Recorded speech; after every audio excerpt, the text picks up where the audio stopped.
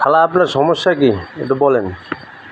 আমার সমস্যা মুখ ফিপজা মাজা যা ভাবতি প্রস্রাবে ইনফেকশন হয়েছে, ওষুধ খাই বালা বুঝি না।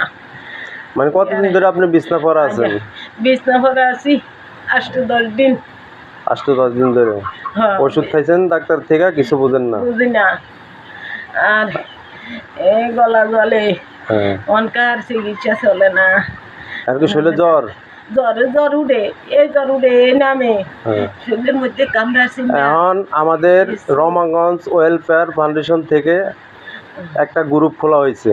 আমরা বিদেশি এবং ঢাকা আমরা এলাকার রমাগঞ্জে যারা ছোট ভাই বড় ভাই যারা মিলে আমরা একটা গ্রুপ খোলা হয়েছে যে গরিবের পাশে আমরা দাঁড়াবো। তা আপনি তাদের উদ্দেশ্যে কিছু বলেন।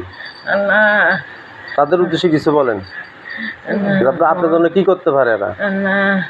আপনারা যদি সহযোগিতা করেন, দয়াল্লাহ আল্লাহর হুকুম মতন চাইনি আল্লাহ ভালো করে।